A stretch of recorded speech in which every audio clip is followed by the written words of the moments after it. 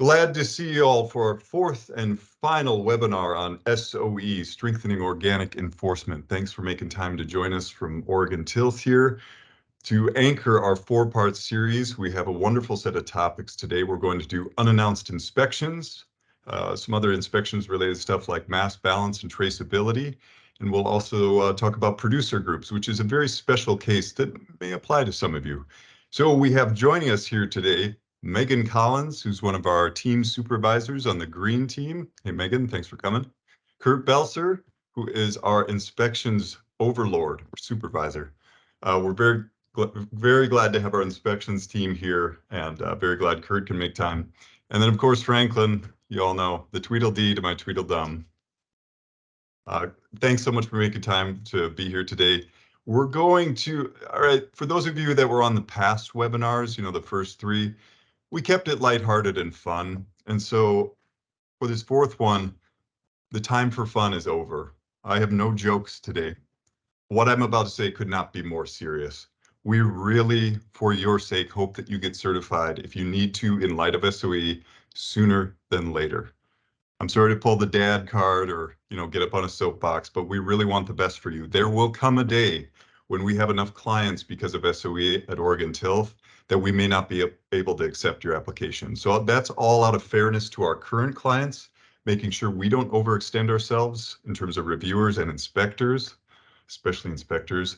So we have a capacity we've set, folks, and we just, once we reach that capacity, we will not be able to take on more folks, even if you have to get certified. So don't wait until February of next year.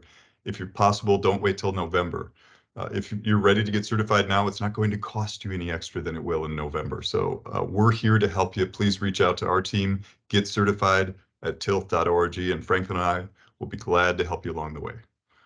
All right. Thanks for listening to that. I appreciate listening to my rant. So let's grab a beverage here and join us for the fourth and final webinar. And we'll start off with, well, go ahead. Take it away, Franklin. Yep. Well, yep. Thanks, Levi, for that great PSA. Definitely worth repeating, even though we do it many times. But yeah, I would love to just jump into unannounced inspections first. And Kurt, as our resident inspections expert on the call, was wondering if you could just, you know, start us off, give us a brief overview of what is currently required in the unannounced inspection sphere. Of course. Thanks, Franklin. As we all know, unannounced inspections have always been required as part of the standard. SOE goes on to more clearly define this requirement within the standard. And what that requirement has been and always has been is the fact that on an annual basis, ACAs must conduct unannounced inspections with a minimum of 5% of the operations that they certify. Awesome. So just to clarify again, so in regards to unannounced inspections, like what exactly is changing with SOE? So yeah, SOE goes into further detail on that front, and it does clarify that ACAs must not accept applicants or continue to certify operations located in areas where they are unable to conduct unannounced inspections. Interesting. Great. Good clarification. Now, this is definitely going to be of some, you know, importance to our clients. Like, could you tell us exactly how this impacts our clients, this change? Sure. Yeah, this will, in particular, be interesting for some operations that have been exempt up until SOE's implementation, particularly those that do not physically handle organic products themselves. We do have the discretion as an ACA to allow for up to 4 hours notice for any unannounced inspections, and those will still count towards our 5% requirement. Unannounced inspections can include examining and evaluating all or a portion of a production or handling activities of a certified operation. More often than not, though, I will say, these inspections are selected at random and involve verification of the operations record-keeping system. Getting certified means that you are voluntarily agreeing to these unannounced inspection requirements. Refusing them can result in adverse action. But I just want to drive home the fact that we are all here and are under our own requirements.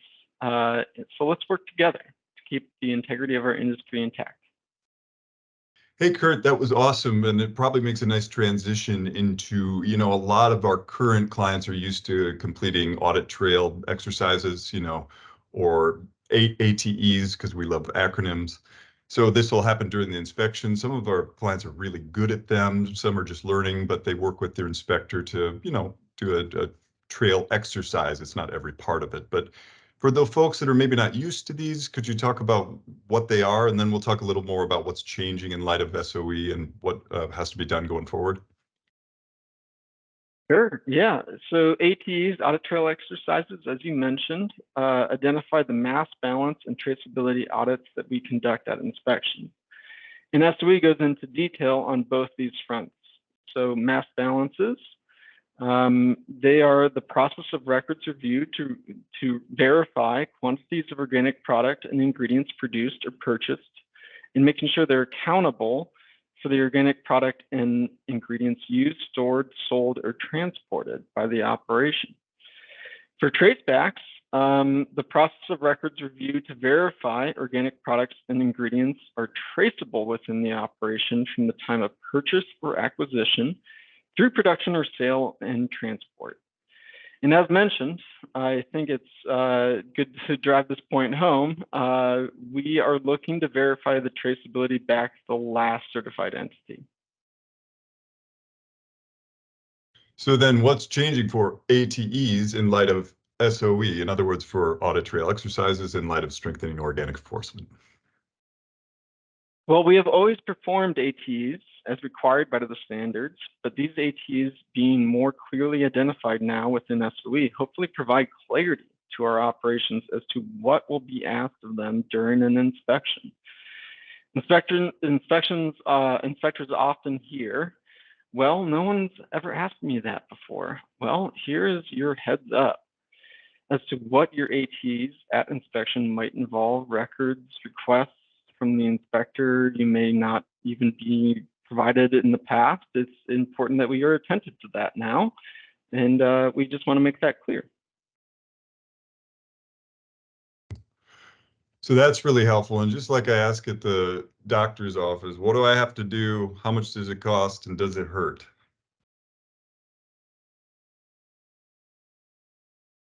Well, I hope it does not. And with SOE, we need to vet record-keeping systems of the operation from the point of acquisition of organic products to sale.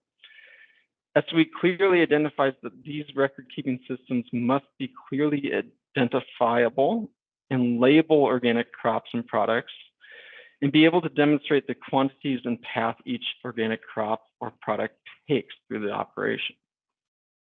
At a minimum, we conduct one traceability audit and one mass balance exercise for each scope that each operation is certified to.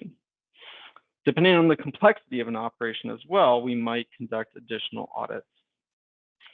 This is all to increase the integrity of our supply chains and fraud prevention within the industry to prevent our operations in this new regulatory environment risks that they may entail, and uphold the value of the organic label.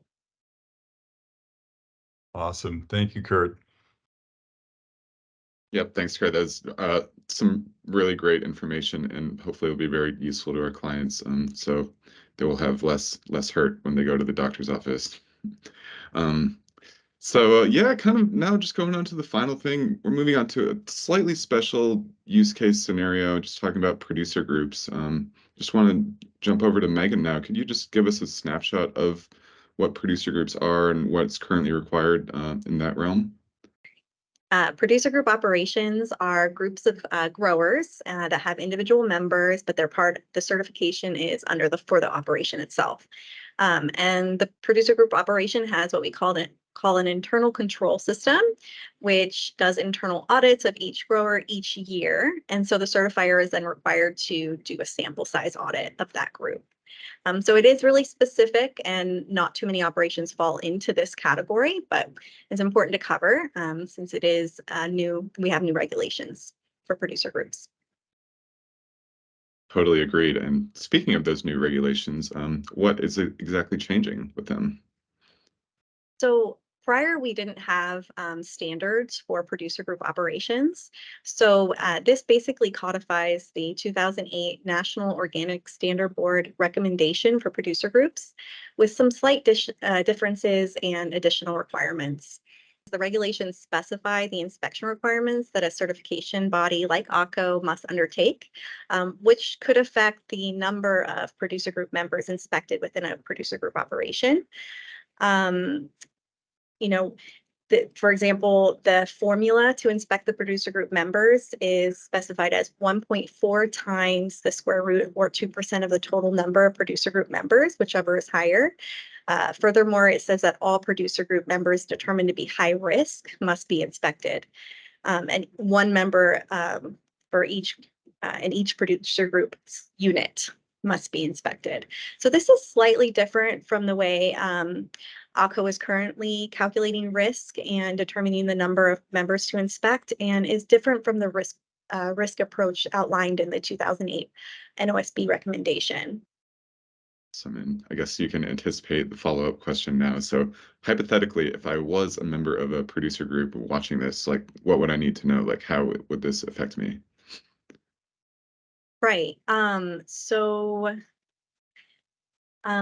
There are some, just like the 2008 recommendation, your internal control system will cover all of what you currently have. So for Oregon Tilt, we based our program, our producer group certification program, based on that recommendation. So really, the regulations more clearly specify some additional procedures that the internal control system will have to undertake. And this includes procedures on how they accept new members into the group, including the initial inspection and compliance determination, as well as doing a risk analysis or risk assessment and describing those characteristics of high risk producer group members and producer group production units.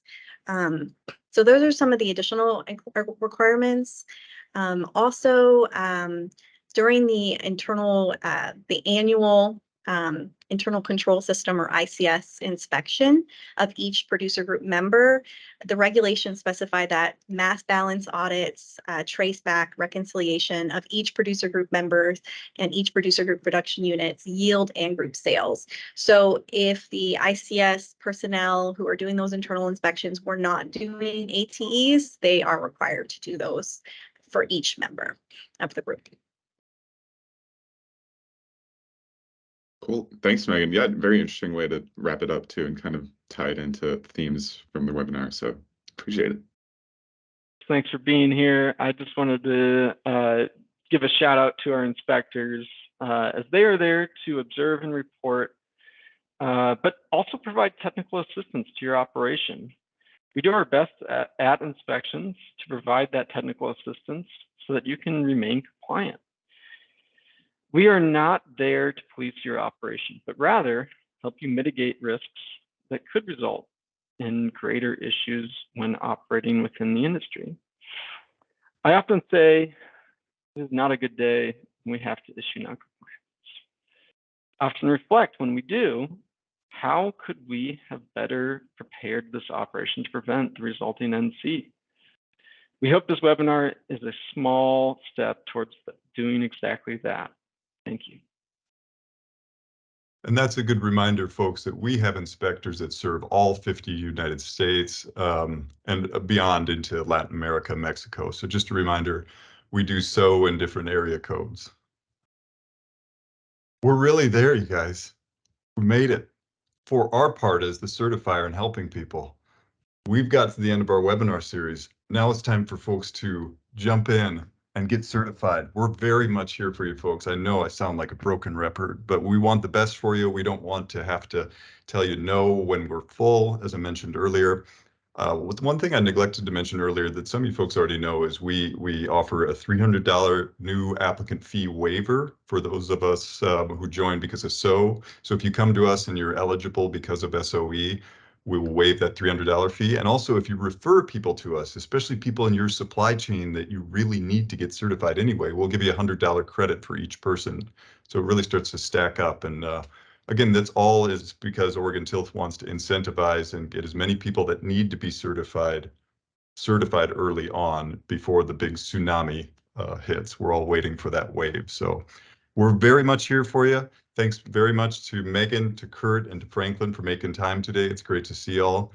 And we look forward to serving you as the SOE sunset comes upon us. Good to see y'all. Thanks.